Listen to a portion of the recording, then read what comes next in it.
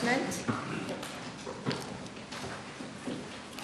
Yes, Honourable Prime Madam Minister. Speaker, it is with deep sadness that we learned of the demise of Dr. Abu Twalib Kaznali on the 27th of April of this year.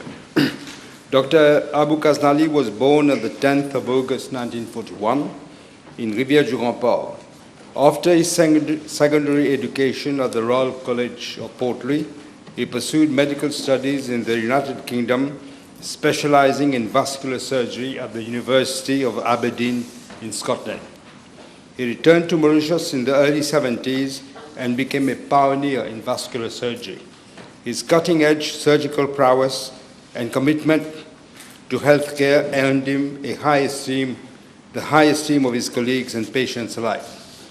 His work not only saved lives, but also significantly enhanced the standard of specialized medical care in Mauritius. He joined the Ministry of Health as a specialist in surgery in 1974 and rose through the ranks to serve as Regional Health Director and subsequently as Principal Medical Officer. Madam Speaker, Dr. Abu Kaznali was always driven by a strong sense of national duty. He devoted his life selflessly to the well-being of the public. After resigning from the health service, he joined the Mauritius Labour Party in 2000, and he was a candidate at the general elections in constituency number 3 under the banner of the Alliance Parti Travailliste PMXD, but he was not returned. He took part in the 2005 general elections in constituency number 15 under the banner of Alliance Sociale and was elected as the first member. On the 7th of July 2005, Dr. Kaznali was appointed Minister of Public Utilities, a portfolio he held until September 2008, when he was appointed Minister of Housing and Lands, a post he held until May 2010. In 2010, he again stood as the candidate for the Alliance Parti Travailliste PMSD, MSM, in constituency number 13, and was elected as second member of the said constituency. On the 11th of May 2010, he was appointed Minister of Housing and Lands, a portfolio he held until December 2014. Dr. Abu Kaznali was always served his professional and ministerial responsibilities with distinction. His integrity, diligence, and vision have contributed meaningfully to our country's development. Not only Dr. Kaznali was a very able and competent minister, but he also displayed a sense of profound humanity. He leaves behind a legacy of professional achievements, generosity, and compassion that has touched countless of lives, irrespective of their origin or their religion.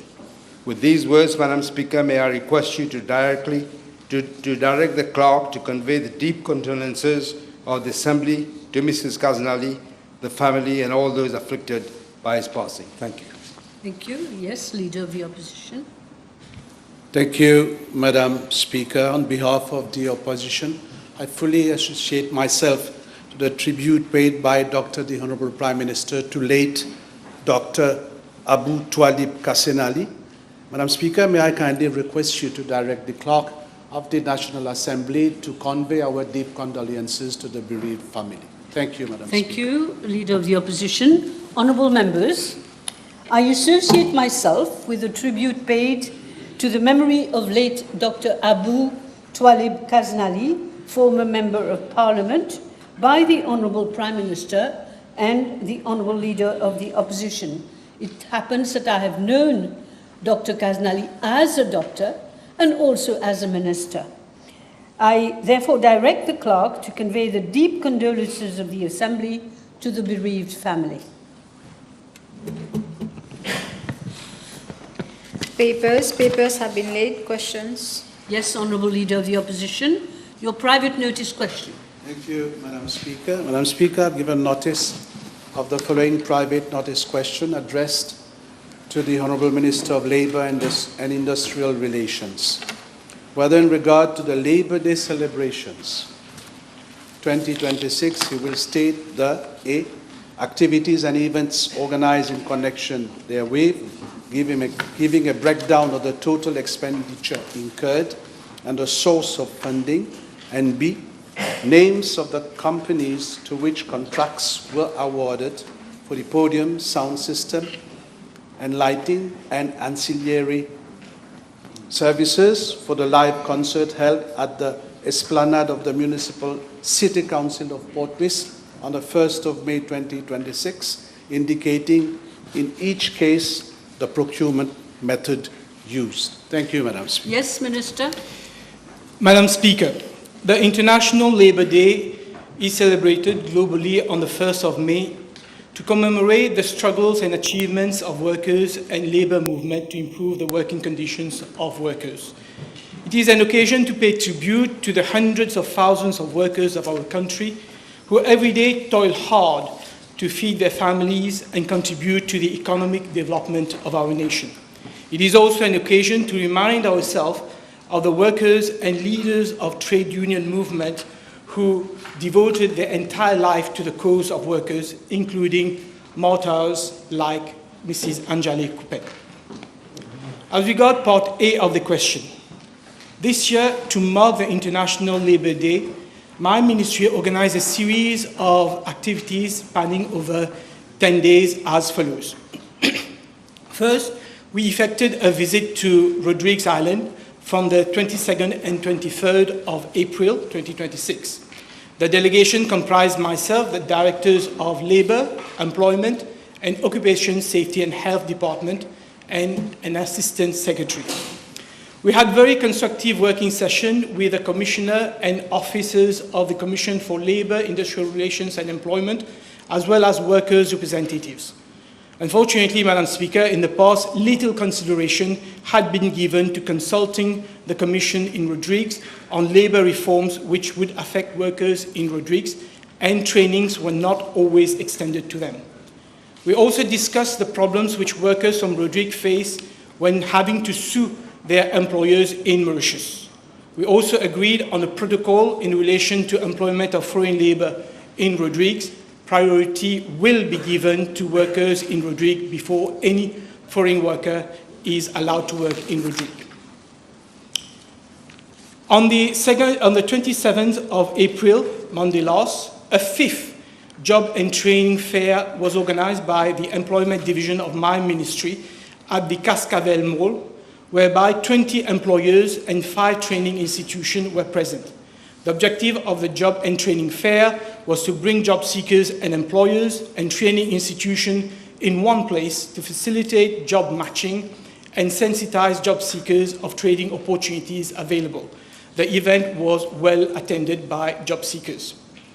On the 29th of April 2026, Wednesday last, my ministry organized 2 meetings, one with representative of workers' organization and the other one with representative of employers' organization. The first meeting was attended by 8 confederations of workers, and the second one was attended by 9 organizations of employers. The objective of these meetings were to receive their feedbacks on improvement that can be brought by my ministry to further enhance services offered by the different departments of my ministry.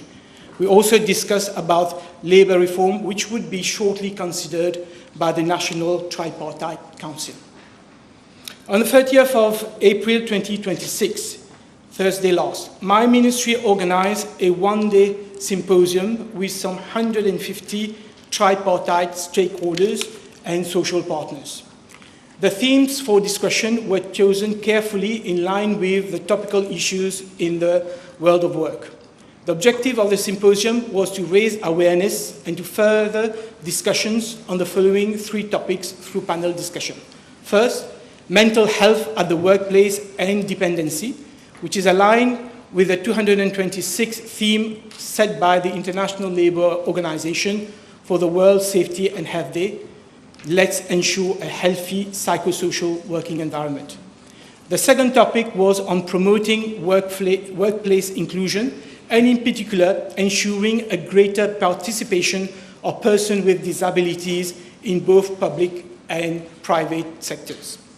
And the third topic was on employability in Mauritius by 2050, prosperity, inclusiveness, and sustainability, where we discussed the major challenges facing the labor market, including our aging population, global labor mobility, and the disruptive forces of technology and artificial intelligence. The turnout was very encouraging, and the event was a success. During the morning of the 1st of May 2026, on Friday last, a wreath-laying ceremony was held at the Anjale Coupen statue at the Children's Court in Port Louis.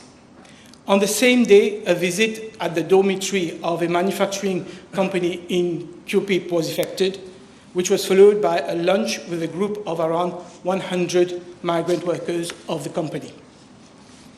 Madam Speaker, to conclude our week of activities, government agreed to organize a concert on the Labour Day to be held at the esplanade of the Municipal City Council of Port Louis.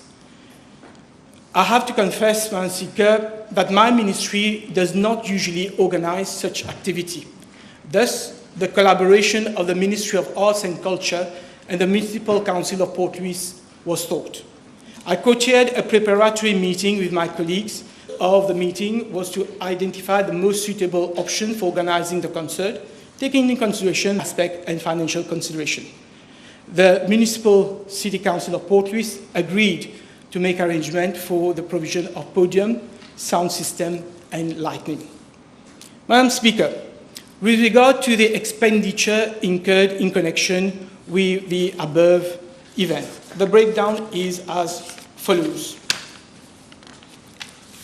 For the trip in Rodrigue, the total costs incurred for the visit amounted to 162,500 rupees, comprising of air ticket and accommodation.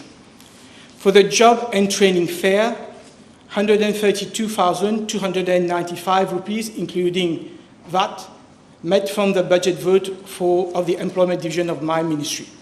This amount comprises 22,827 rupees and 50 cents for logistics arrangement, 18,055 rupees for printing of brochures, posters and banners, 30,000 rupees for press communiqué, and 61,812 rupees and 50 cents for refreshment and meal for the employers, trainers, and staff servicing the job and training fair. For the meetings held on the 29th of April 2026 with the representative of workers and representative of employers, the only cost incurred was an amount of 3,000 rupees for refreshment provided to attendees, which was met from the budget of the ministry. Concerning the symposium at Ravenala Attitude Hotel, an aggregate amount of 762,989.40 rupees, inclusive of VAT, was incurred, comprising of 9,839 rupees 40 cents for 3 banners on stand, and 753,150 rupees for provision of venue and catering services and logistics. Madam Speaker, I have to pause here to state that my ministry explored other venues, such as the Atal Bihari Vajpayee Institute of Public Service and Innovation, the Civil Service College, but unfortunately, same was not available on the date. Therefore, a request for sealed quotation was launched by my ministry, and the award was made to the lowest responsive bidder, in this case, Ravenala Attitude Hotel. For the wreath-laying ceremony held on the 1st of May 2026, 12 bouquets were purchased for an aggregate amount of 3,600 rupees from the budget of the Labour Division of my ministry. As regard to the visit at the dormitory of the company on the 1st of May and the lunch amounting to 24,075 rupees, these were met from the budget of my ministry. With regard to the concert, I am informed that the aggregate costs amounted to 1,590,588 rupees, including VAT, and my ministry will be meeting expenditure amounting to around 300,000 rupees from its budget. The Ministry of Arts and Culture agreed to provide an amount of 350,000 rupees to meet the cost of artists, and the Municipal City Council of Port Louis committed an amount of 500,000 rupees for the podium, sound system, and lighting. 4 sponsors, government league sponsors, agreed to contribute around 450,000 rupees towards the organization of the event. The breakdown, as regard part B of the question, for the concert, the name of the companies to which contracts were awarded and the procurement method used are as follows.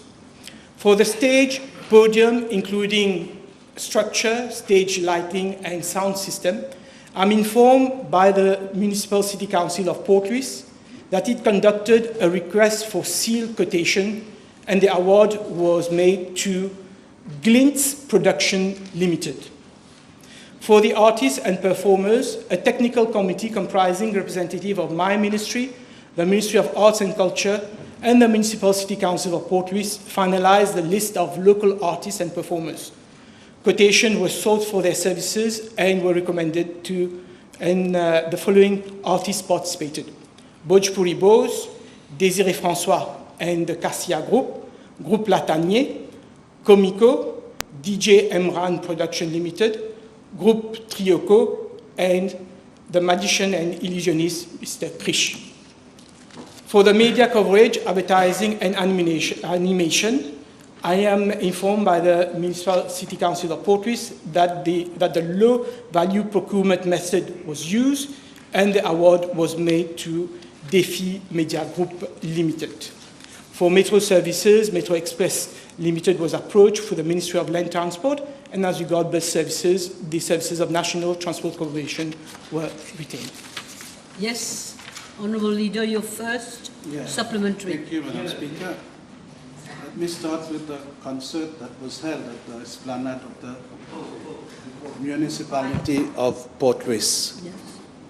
So, will the Honourable Minister indicate the estimated number of persons who attended the concert which was held at the Esplanade of the Municipal Council of Port Louis? Yes, Minister, do you know? I'm not very good at estimate. I have to confess, Madam Speaker, that we did not get the turnout that we expected, and people came quite late. In fact, the peak was reached when groups like Latanier and Cassia, Désiré François came, and in fact, you would like to know that those who did attend the concert insisted on this group continuing to sing. So Latanier had to sing other songs after the Crapaud Crié, the famous Crapaud Crié, and Désiré François and his group were very nice to sing additional songs after what they had agreed to sing. I'm informed, Madam Speaker, that the physical on-site presence at peak, this is a report from Radio Plus Défi Media, not my ministry.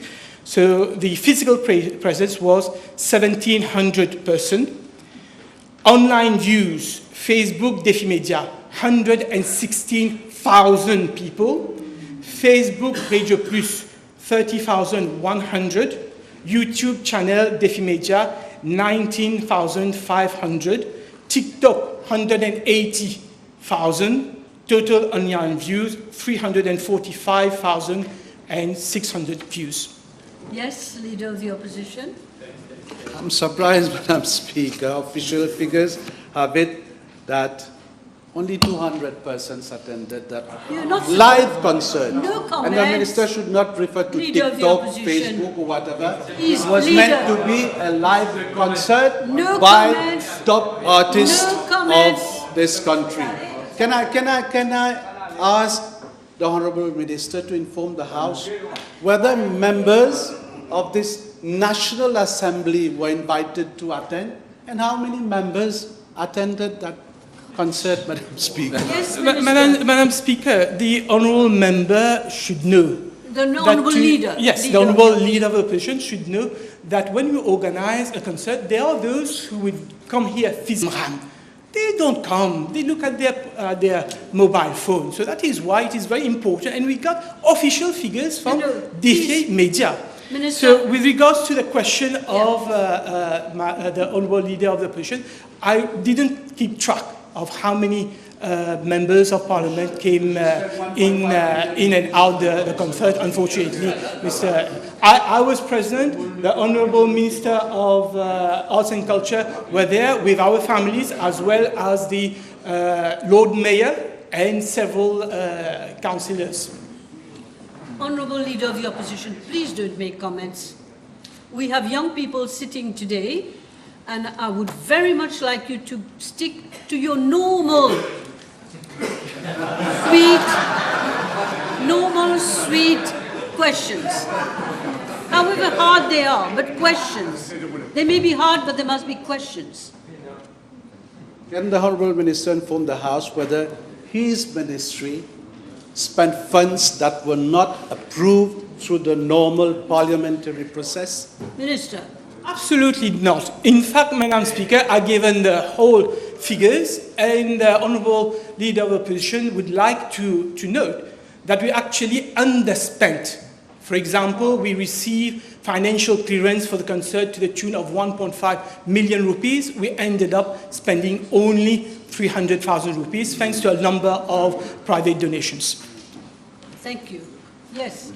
Your third supplementary. With regard to free buses, we understand that 3 buses were provided all around the island, Madam Speaker. Can the Honourable Minister inform the House how many buses were provided on that particular day and the total cost incurred, and under which authority such transport arrangements were made? Madam Speaker, I don't have the actual number of buses who came in, and my officers has told me that we have not received yet the claim. So I don't know how many in total the bus came and how many people they transported. Initially, the idea was to award the contract to CNT, because we contacted different buses across the island. They were not responsive, because we're talking about 1st of May, we're talking about evening. CNT agreed, NTC agreed to provide up to 29 buses, but as I said, it is obvious that many of these buses did not come to the concert or did not bring the number of people to the concert. We're still waiting for NTC to give us the final figures about the cost. I think you got a little piece of paper. Yes, the piece says up to 29 buses for CNT, not 2 buses. Is he aware that most Next- of those next buses question. came Next to Port Reef question. empty, Madam Speaker? Next question. Okay, you finished? You finished? Well, this is what we have just answered, Madam Speaker. We're waiting to get figures. I mean, we are Tuesday. The event was on Friday. Friday, Saturday, Sunday were holidays. So let's give some time to the Transport Corporation to send me their figures. Next question, no comments. No comments. With regard to the Metro Express services, will the Honourable Minister inform the House of the cost incurred by government on that day? Again, the cost has not been finalized. The contract was going to cost us 350. Sorry, the total cost was going to be 214,642 rupees. Okay, this is the figures that we've received today from Metro Express. So the cost for Metro Express is 214,642 rupees. I think it's your 4th or 5th question. I'm not sure. Now, in relation to security and essential services, will the Honourable Minister indicate the number of police officers who were deployed on that day, and what amount of overtime was paid to those officers? Unfortunately, the leader of the opposition should come with a substantial question to the Prime Minister. I have absolutely no details. We had meetings in that technical committee. We had meetings with the representative of the police officer, but I don't know how many police officers actually work on that day. Yes. Since we spent some 1.5 million rupees for that concert, Madam Speaker, does the Honourable Minister agree that celebrating workers is best achieved by directing resources to their material well-being rather to an even production cost, Madam Speaker. It's a matter of opinion. Madam Speaker, I've gone to the pain of explaining the series of activities that we had. It was not a one event. There was a series of activities, including our brothers and sisters from Rodrigues Island. We thought it would be a good idea that workers will have the benefit of local artists, and those local artists, a lot of them are, chansons engagées. Those who have been, we're talking about the group Latanier in the 80s and all their powerful militant songs. We're talking about Désiré François and Cassia talking about right of workers. And as I said, when we look at the number of people who look at the concert online, we can't talk about, money not well spent. In any case, may I? Yes, Please? Madam Speaker. You're not supposed to ask for an opinion. You're not supposed to ask him for his opinion. Yeah, no, but you're not supposed to ask for an opinion. Question must arise out of the main question that you put. Now, in the same vein, Madam Speaker, in the context of the current economic pressures, including rising food and energy costs linked to the conflict in the Middle East, can I ask the Honourable Minister, how does he justify the allocation of scarce public resources to a single-day event while vulnerable workers of this country are facing the rise in the cost of living, Madam Speaker? Madam Speaker, as I explained, the concert in total cost 1.5 million rupees. And I'm sure that the 350,000 viewers and the 2,000 odd people who came in, for a while, they spent a good time, stress-free, and forgot a lot of their daily activities. So the idea was not wrong. The idea was not wrong. We did things for the benefit of workers, and those workers, I'm sure, appreciated a live concert. C'est encore une opinion. It's a fiasco, Madame la Ask him, Presidente. ask him. Can the Honourable Minister confirm whether an invitation was extended to the Honourable Prime Minister to attend the live concert at the Esplanade, and he did not turn up because of the poor attendance?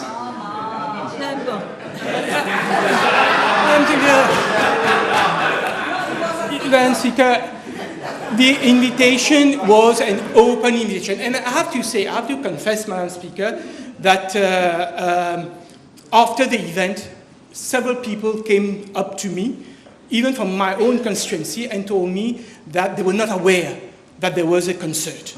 And I think this is something that we have to... tirer une leçon, mais also we have to understand that the contract, because we try to do everything in a transparent way. Radio Plus was only awarded the contract on Wednesday. They had only 2 days to really, diffuse the invitation to the general public. So maybe if we had we had awarded them the contract a week before, maybe the turnout would have been better. The question was, did you invite the Prime Minister? We invited a lot of people. I was not the one. Yes, if the leader of opposition will listen to my answer. Okay. Unfortunately, there was a lot of events on that day. There was a technical committee set up at the level of my ministry with officials from the Ministry of the Arts and Culture and the City Council of Portree. It is a technical committee who decided who to invite or not to invite. I don't know. Maybe the Prime Minister was invited, maybe he was not. Unfortunately, I don't know. I don't know. But in any event, Cabinet knew about this event. That was an event of, approved by Cabinet. It was an event approved by Cabinet, he said. But did you... Tout le monde sait que le Premier ministre avait repoussé chemin ce jour-là, Madame la Présidente. Will the Minister confirm now that that event was a total fiasco, confirming the unpopularity of the actual government, and it is for this reason that the population of this country did not turn up, Madam Speaker? No, this is... Minister... I'm informed by my officer that the leader of opposition was invited. So if you know, so you could have come, and you could have come and seen for yourself those who did go to that concert, how enthusiastic they were, and you know those who were present, and they stayed till the end. Now, as I said, you know, when we look at the outreach, there's a lot of young people here. I'm sure many of them followed the concert live on their own telephone. Madame la Présidente, je suis enclin à dire c'était une mauvaise symphonie de la bande des 15, Madame Vous êtes en train Speaker. d'abuser. Will the Honourable Minister acknowledge, this is my last question, Madam Speaker, Mais vous abusez. will the Honourable Minister now acknowledge to the House that the organisation of such an event was ill-advised, especially when Again, do the not- population of this country is facing severe hardship, Madam Speaker? You're asking for an opinion once more. This is the third time. There's no need to answer.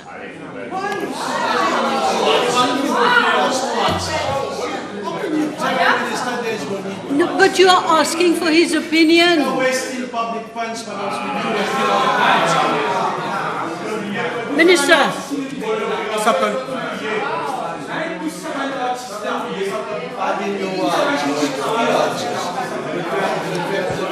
I've already ruled. Do you question my ruling? Are you going to question my ruling? Does anybody want to question my ruling? Okay, then we proceed.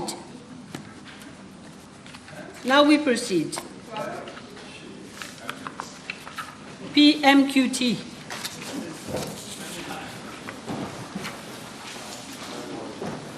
Okay. Questions?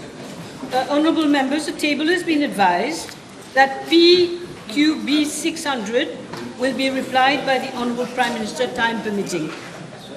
Honourable Third Member for Portrice North and Montaillon, Mr. Kazan. Thank you, Madam Speaker. PQB 563, please.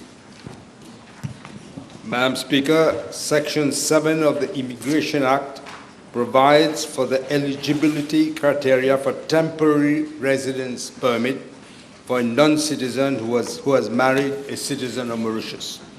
Section 7.1 states a non-citizen, I'm quoting, a non-citizen shall be eligible for a temporary residence permit where he is A, civilly married to a citizen and he was not a prohibited immigrant at the time of becoming such a spouse.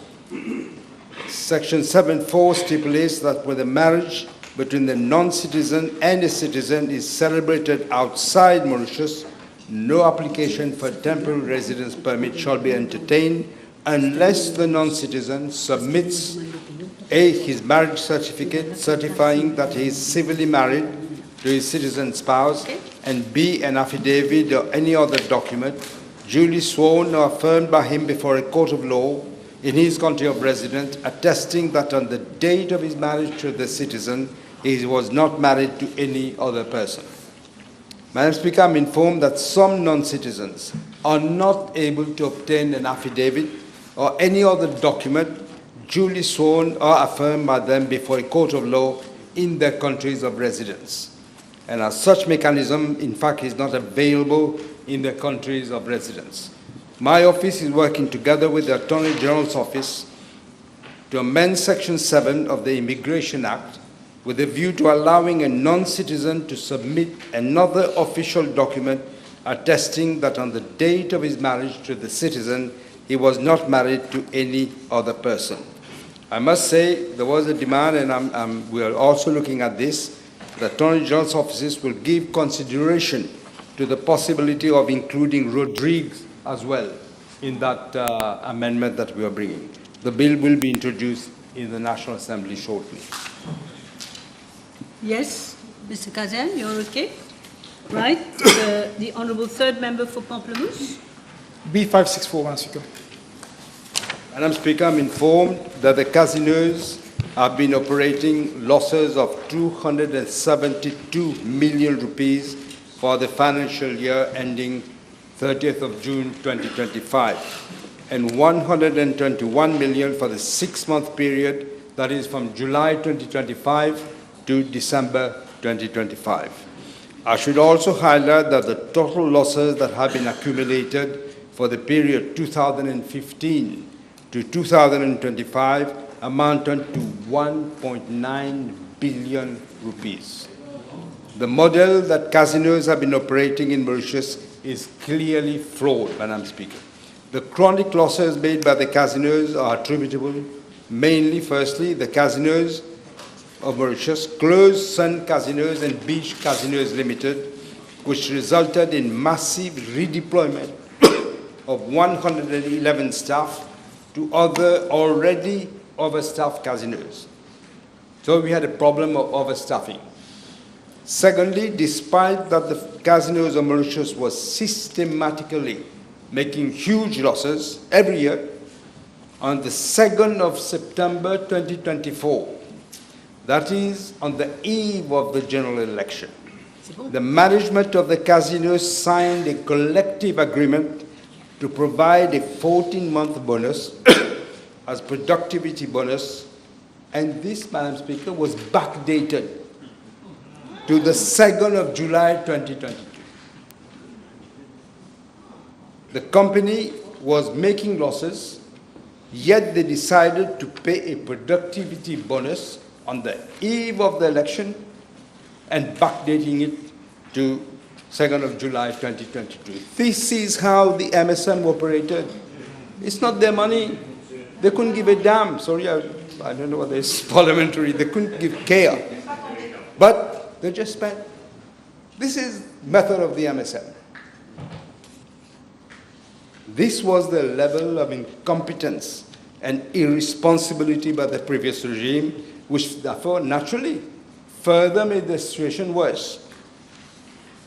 All they cared about was to lure voters by dishing out public funds.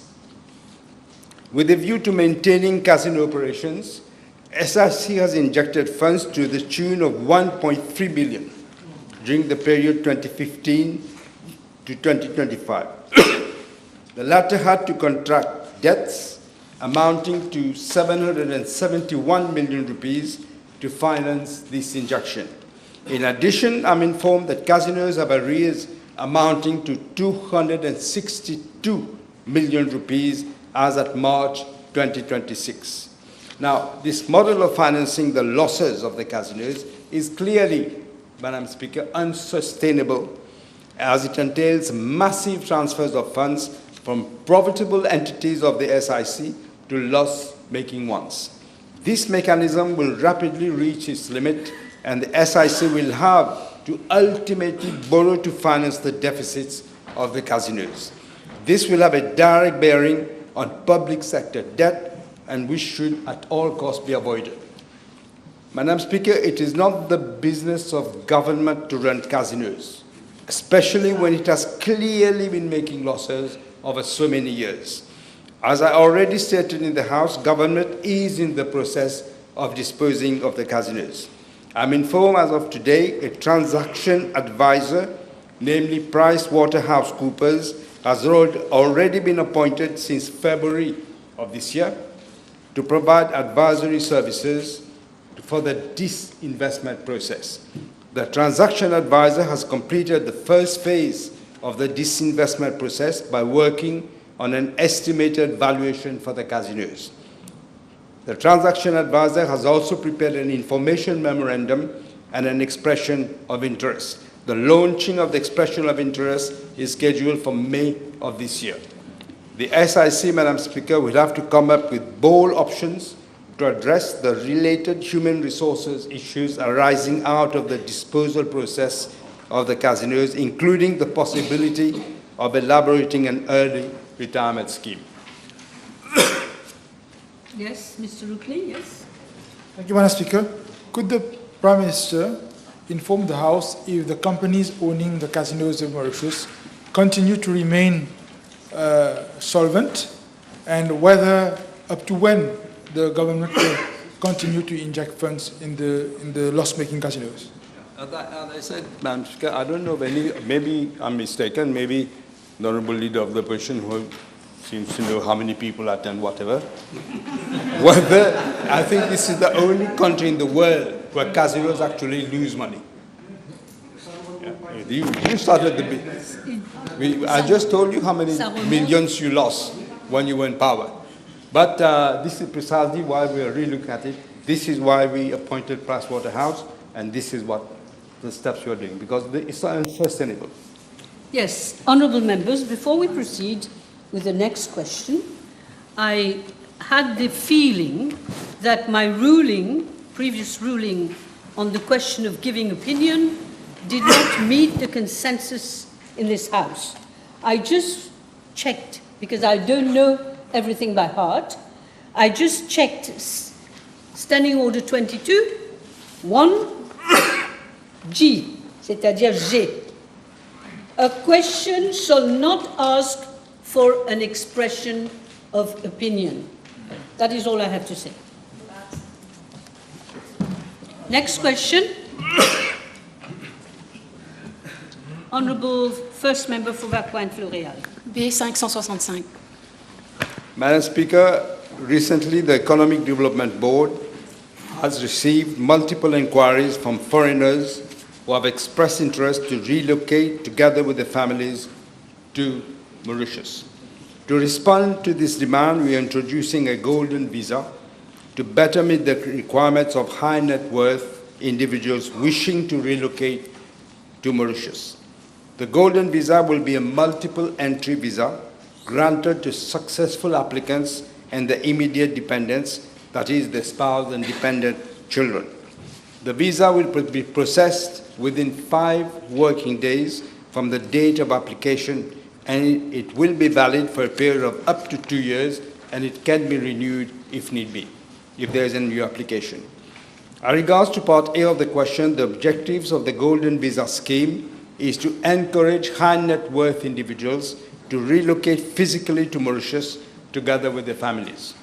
The aim is to maximize the economic benefits to Mauritius through long-term stay of Golden Visa holders and subsequently encourage them to relocate their funds and channel investments to different sectors of our economy.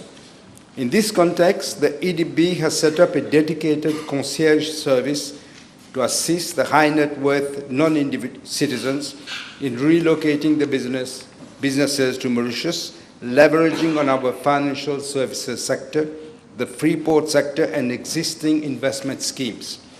There are also potential benefits in terms of increased foreign direct investment, and especially in emerging sectors of our economy, such as artificial intelligence and digital services.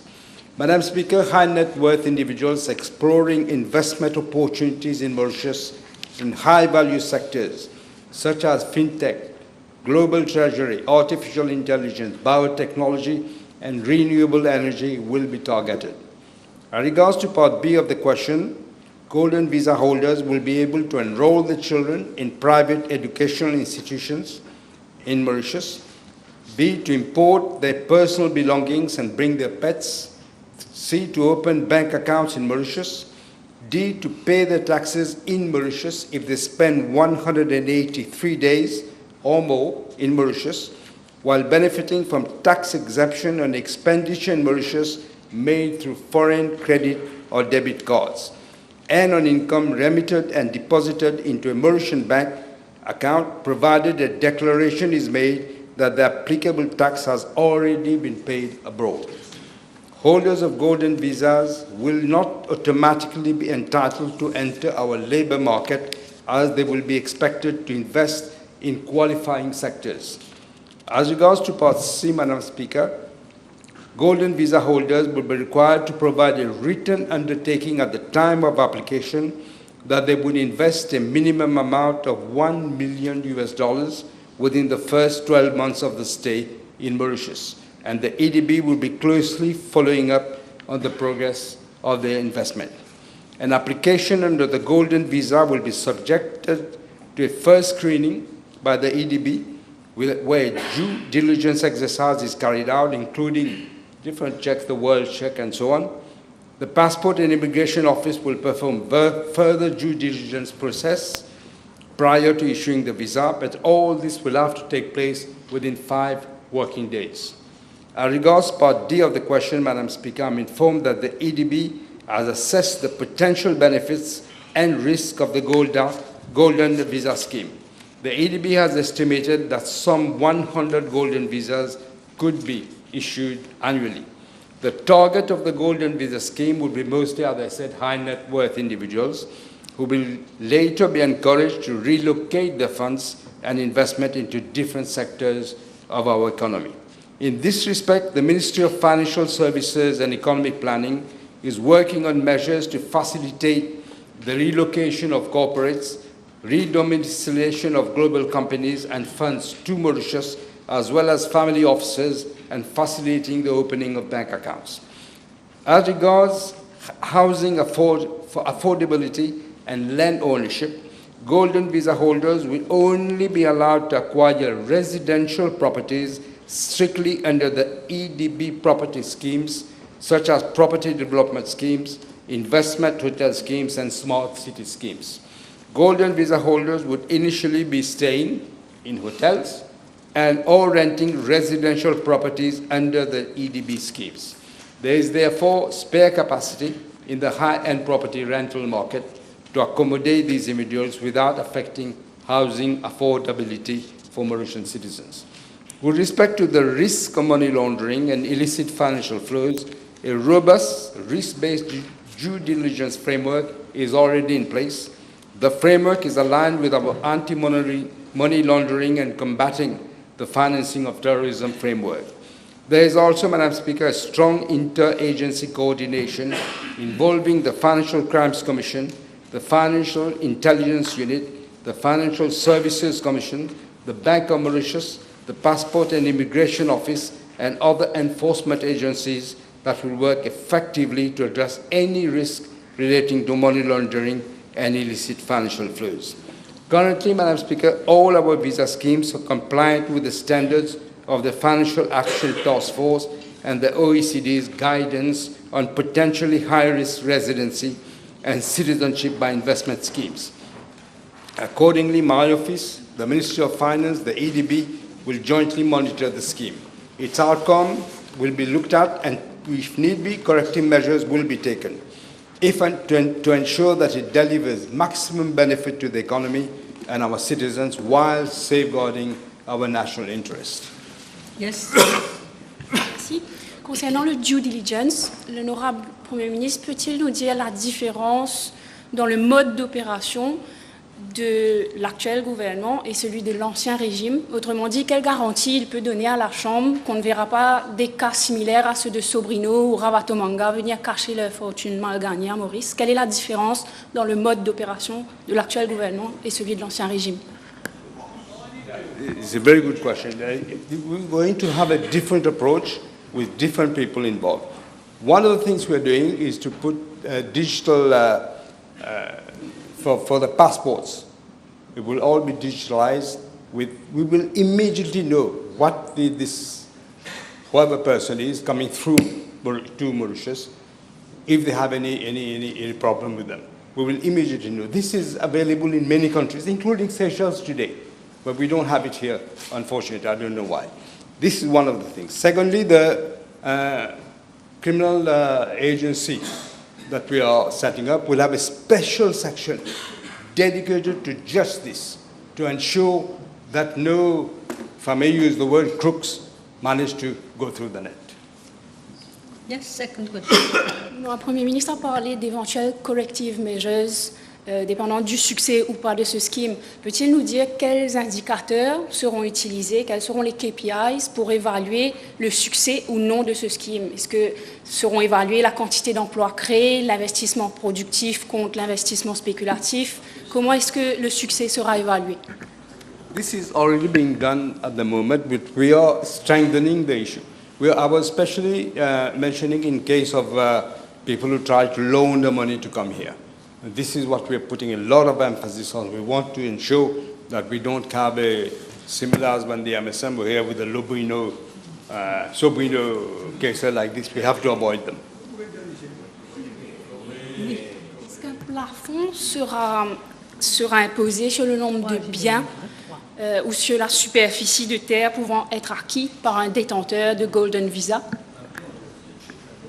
Superficie. I think I might have mentioned, maybe I did not, they will be only allowed one residence.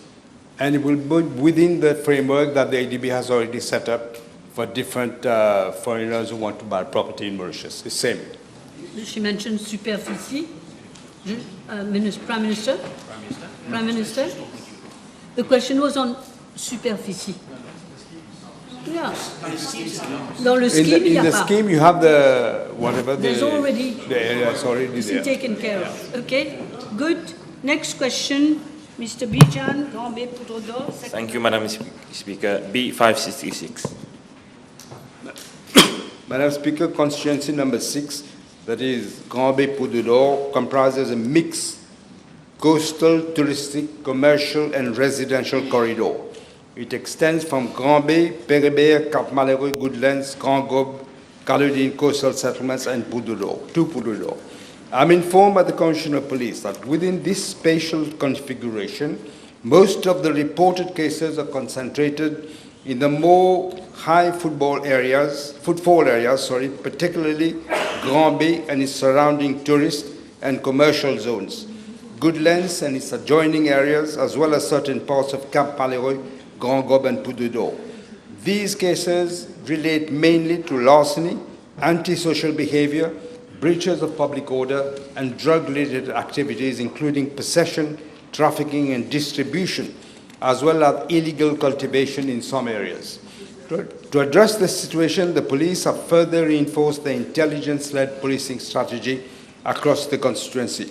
What they do is they've increased high visibility patrols in identified hotspots, in the tourist zones and the commercial corridors. There are regular stop and search operations and roadblocks. There are targeted enforcement operations conducted by the composite teams comprising the Criminal Investigation Division, the Anti-Drug and Smuggling Unit, the Special Mobile Force, and the Special Supporting Unit.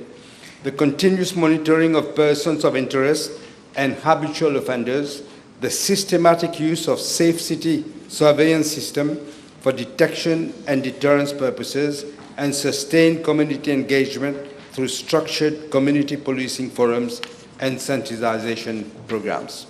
Madam Speaker, through these measures, the police have taken firm actions against perpetrators of various offences across the constituency. These include the arrest of individuals involved in a range of criminal activities, the distribution of disruption of distribution networks, the seizure of drugs such as cannabis, heroin, and synthetic drugs, as well as the detection and dismantling of illegal cultivation sites in isolated areas.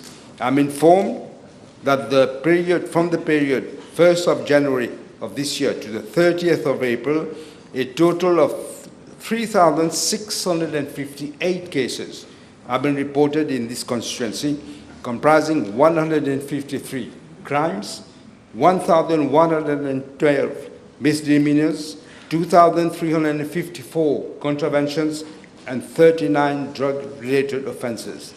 The Mauritius Police Force, Madam Speaker, is making continuous efforts and taking all measures to maintain law and order across the country. And in this daunting task, we always say that active collaboration of the members of the public is essential, particularly through the prompt reporting of suspicious activities and the sharing of credible information to assist in the prevention and detection of crime. I should also add, Madam Speaker, that they work with the new National Drug Agency, which we have just set up. Thank you. One question. Yes, thank you, Madam Speaker. May I ask the Honourable Prime Minister to request the Commissioner of Police to allocate at the earliest possible a minimum of 2 riders from traffic branch to each police station, namely Goodlands and Grand Bay, on a permanent basis so that police officers can intercept motorcyclists or riders evading control in the region. Thank you. I just want a clarification. You said 2 drivers or Riders. 2 riders? Yeah, this will depend on whether it's available. I know they are about to launch tenders for new motorbikes. Thank you. Yes, Mr. Ramkalawan. Thank you, Madam Honourable Speaker. Ramkalawan. B567. Madam Speaker, Mobank Limited is the subsidiary of Mobank Holdings Limited, which in turn has the government of Mauritius as its sole shareholder. With regard to the financial situation of Mobank Limited, I'm informed that the bank reported a profit after tax of around 829 million rupees for the year ending 30th of June 2025. It had total assets amounting to 57.6 billion rupees, total deposit liabilities of 50.8 billion rupees, and the equity and reserves of 5.2 billion rupees. Now, Madam Speaker, although when you look at these figures, you see the bank has recorded profit in 2025. But Mauritius Bank Holding Limited, which is the main shareholder, registered a deficit of 220 million and had a negative equity of 2.5 billion rupees, resulting from accumulated losses since its inception in 2015. At the outset, Mobank Limited had inherited a toxic loan portfolio of approximately 5.1 billion rupees. In 2018, this was transferred to a sister company owned by Mobank Holdings Limited, namely EAMC Limited. This carve-out allowed Mobank Limited to show to the public a clean balance sheet with profits by removing the non-performing assets. Over the years, Mobank Limited became a den of corruption, a den, Madam Speaker, and mismanagement, resulting in the paradoxical situation of negative equity in the Mobank Holdings Limited. Let me give you a concrete example, Madam Speaker. Various loans amounting to a total of 675 million rupees. I hope you're listening, Leader of the Opposition. 675 million, because you put a question on the 1st of May. Listen to this. A total of 675 million rupees was granted to Kuros Construction Limited. And the latter was allowed to provide as collateral, believe it or not, their collateral was what? A state land given by the government at Benno. So no proper diligence was carried out prior to this allocation of these loans to Kuros Construction. Hence, such an astronomical loan was granted by the bank against state-owned assets without any personal collateral whatsoever from the owner or owners. All this was allowed by the duo Ramchan Margar and Vishwan Videlingam. Today people are saying, why has he been removed? Listen to this. Today Kuros still owes. They borrowed 675 million rupees. How much do you think they still owe? 675 million rupees. In other words, they paid nothing. No collaterals, and they paid nothing. And now they're in default with Mobank Limited. This is the type of largesse which was common under the former regime of the Mobank Limited. And we all know who was pulling the strings from behind, considering the nexus between Kuros and the former Finance Minister Padiachi. With regard to part A of the question, I'm informed that no funds have been transferred by Mobank Limited to the consolidated fund during the current financial year. On the contrary, Madam Speaker, it was government that injected 4.1 billion rupees into Mobank Holdings Limited since its inception in 2015 up to November 2024. In addition, Mobank Holdings Limited had to contract a loan of $100 million from the African Development Bank to enable the bank to expand its loan to the SME sector.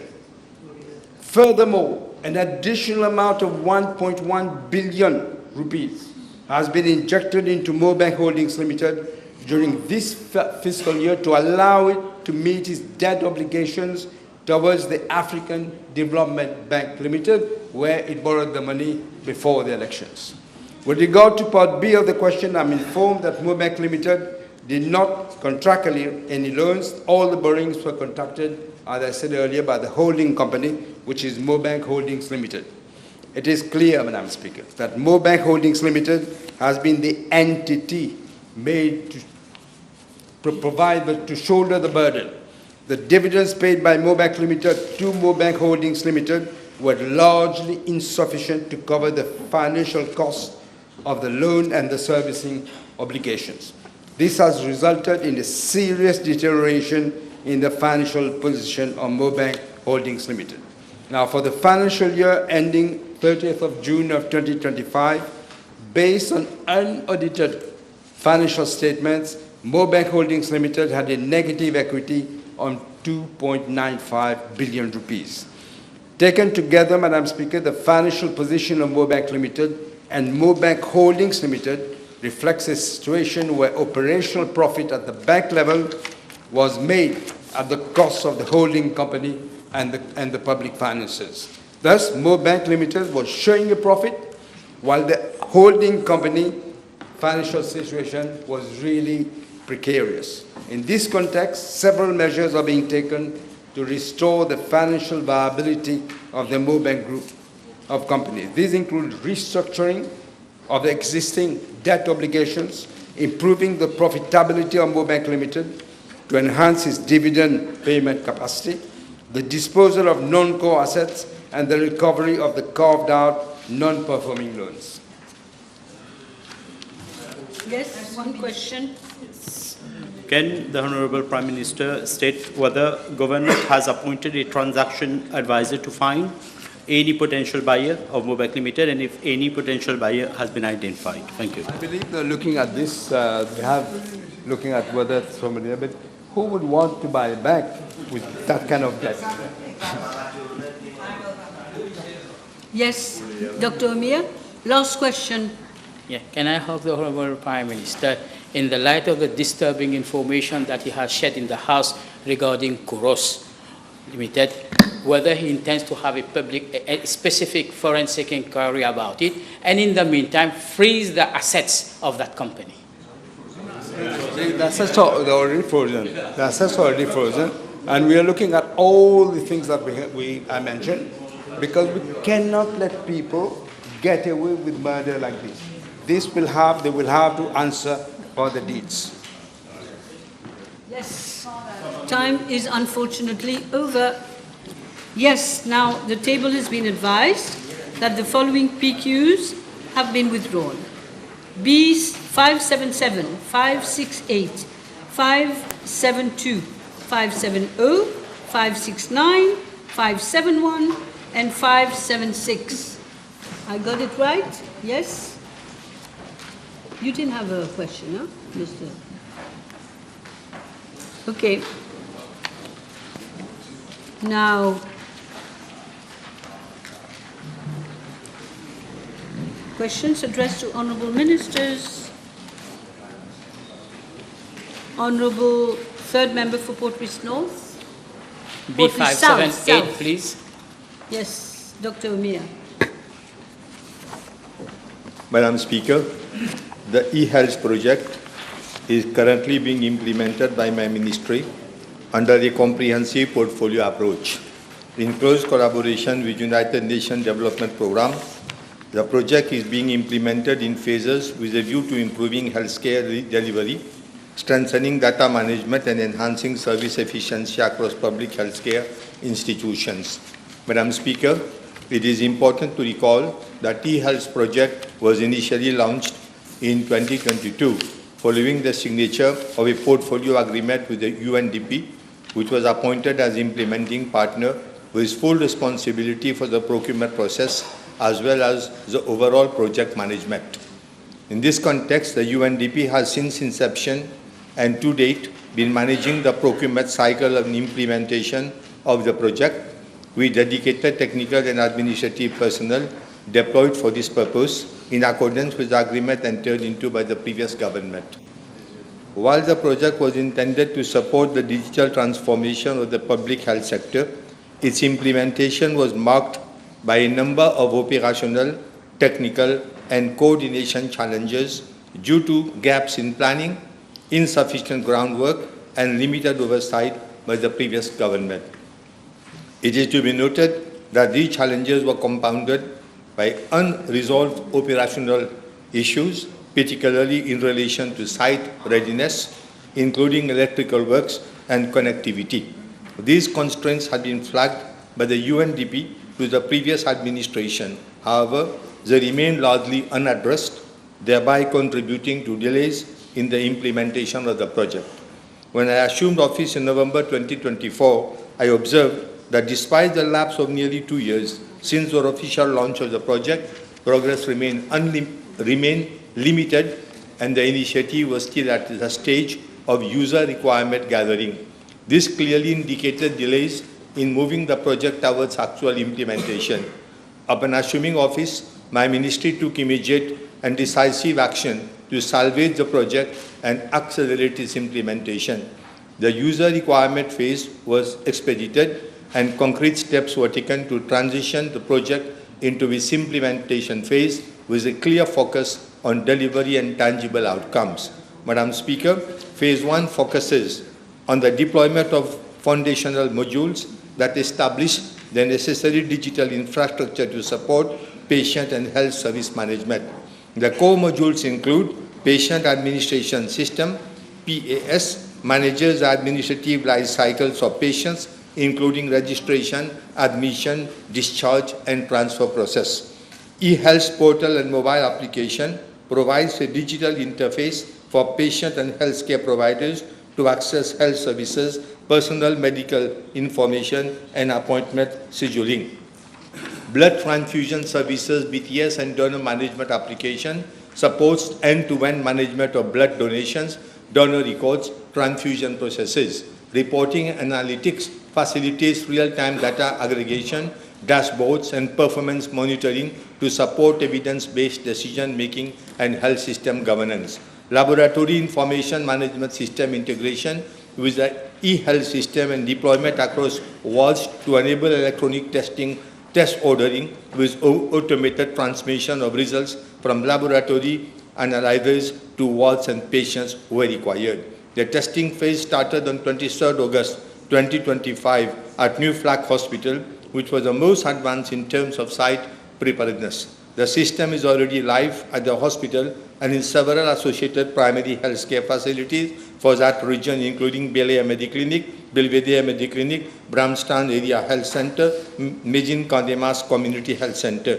Madam Speaker, an interministerial committee co-chaired by my colleague, the Honorable Minister of Information and Technology, Communication and Innovation, and myself meets on a regular basis and is attended by representatives of my ministry, Ministry of Information Technology, Communication and Innovation, as well as a consortium with a view to fast-tracking implementation and addressing operational challenges in real time. Madam Speaker, with regard to Part A of the question, I wish to inform the House that provision has been made for the incorporation of a full clinical cycle of outpatients within the eHealth system.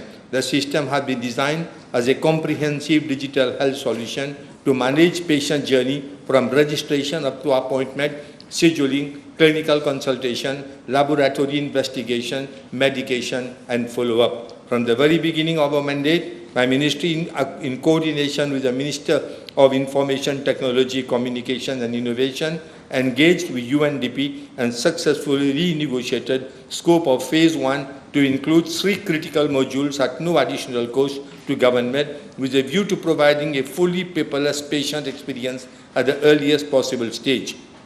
As such, nurses, doctors, and pharmacy modules have been incorporated to ensure a fully paperless patient experience at the earliest possible stage, namely vitals capture, the physician module, and the pharmacy module. In the present phase, the system architecture and deployed modules include interiorly patient registration and identity management, appointment scheduling, outpatient clinical consultation, capturing of the doctor's notes, chief complaints, medical examination, vital signs, and clinical data pharmacy and medication list, medical file tracking, hospital workflow, including admission, discharges and transfers, as well as integration with the laboratory information management system. The system also includes specialty-specific clinical templates for departments such as cardiology, dermatology, general medicine, general surgery, nephrology, and other specialties in order to cater for specific departmental and clinical requirements.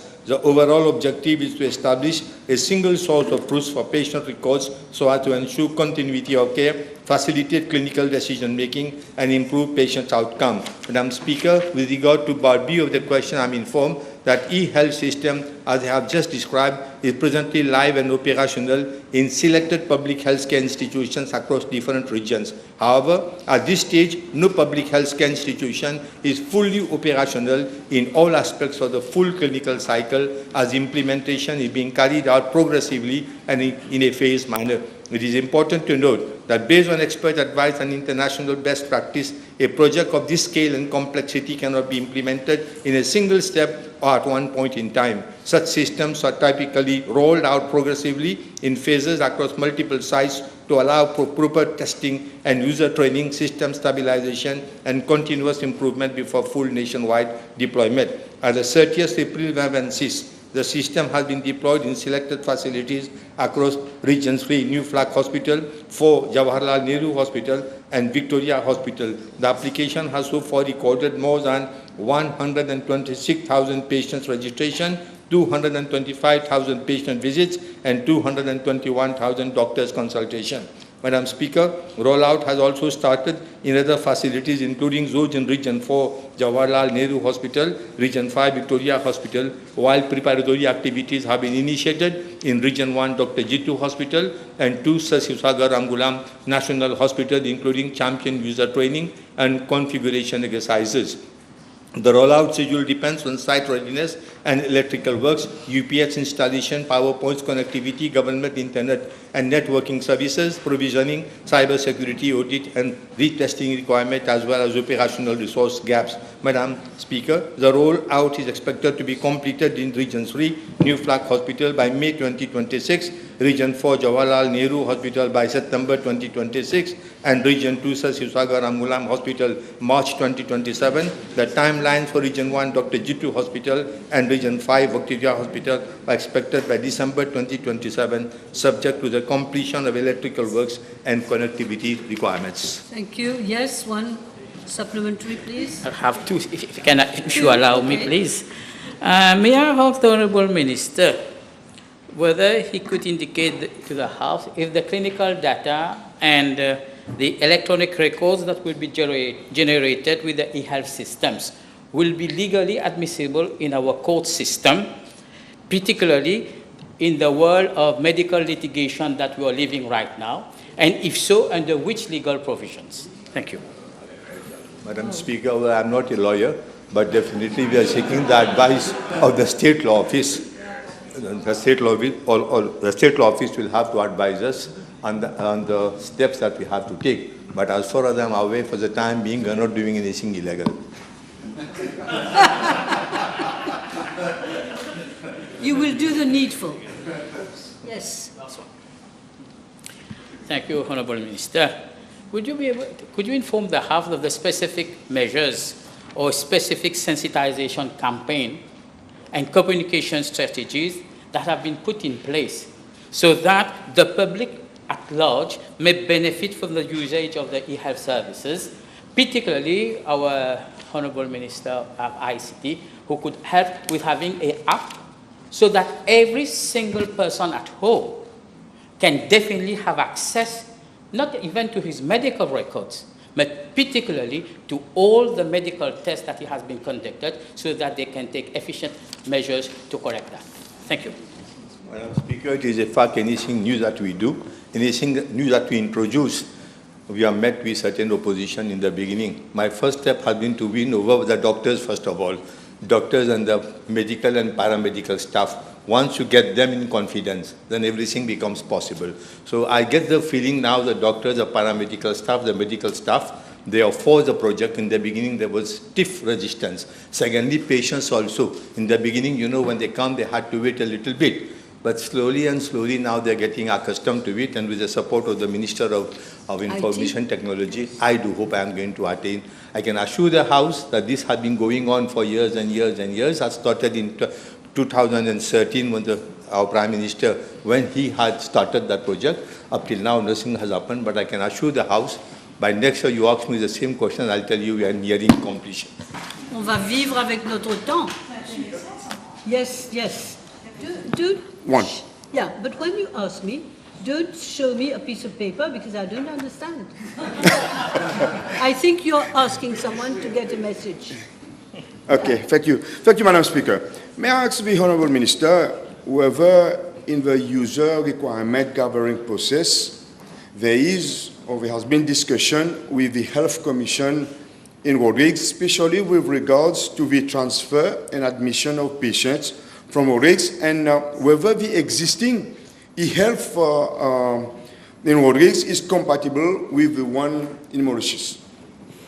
No, not necessarily. We had discussions with my colleague, the Minister of Information Technology, and in our forthcoming meetings, we are going to raise up the issue, and I can assure the honourable member that Rodrigues is also in our heart. Okay, good. I'm not, well, let us see. Let us see. Mr. Honourable, you have one more? Okay.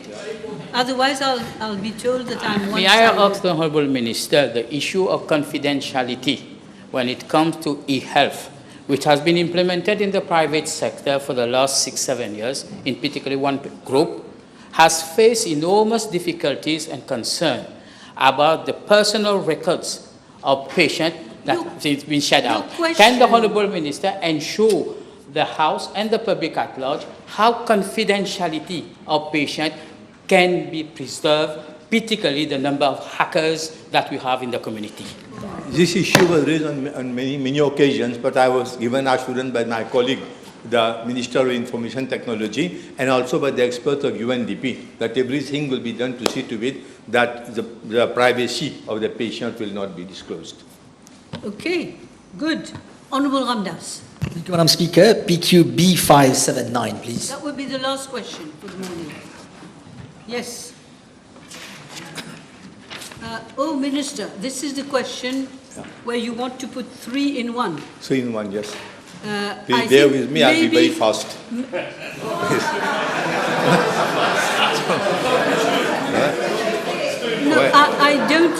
I don't think you will manage in 5 minutes. No.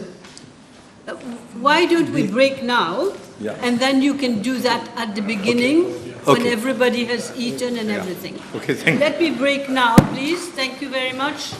We come back at 2:30.